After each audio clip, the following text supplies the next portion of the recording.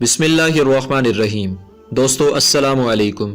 YouTube channel دلچسپ videos میں خوش آمدید۔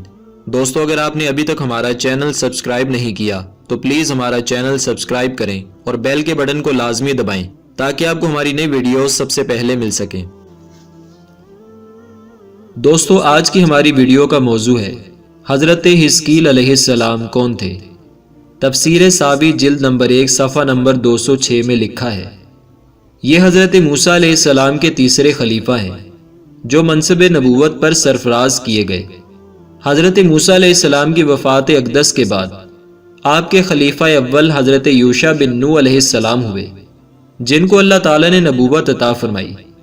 ان کے بعد حضرت کالب بن یوحنا علیہ السلام حضرت موسیٰ علیہ السلام کی خلافت سے سرفراز ہو کر مرتبہ نبوت پر فائز ہوئے۔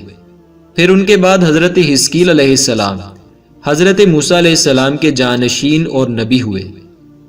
حضرت حزقیل علیہ السلام کا لقب ابن العجوز یعنی بڑھیا کے بیٹے ہے اور آپ ذوالکفل بھی کہلاتے ہیں۔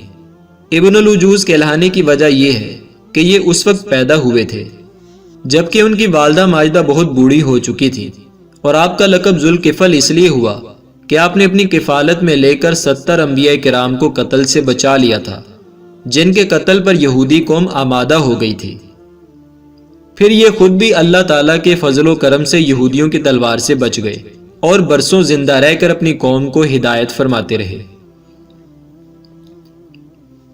اللہ تعالیٰ نے حضرت حزقیل علیہ السلام کی قوم کے 70,000 مردوں کو جو جنگل میں قہر الہی کی وجہ سے بے گور و کفن پڑے تھے، آپ کی دعا کی برکت سے زندہ فرما دیا، مگر ان میں ایک چیز باقی رہی، اور وہ یہ کہ وہ جو بھی لباس پہنتے وہ ایسا گندا ہو جاتا جیسے مردے کا کفن ہو جاتا ہے، اور آج بھی یہودیوں کی اس نسل کے لوگوں کا لباس گندا ہو جاتا ہے۔ دوستو ویڈیو پسند آئے تو اسے لائک اور شیئر کریں اور ہمارے چینل کو سبسکرائب کرنا نہ بھولیے گا۔ شکریہ۔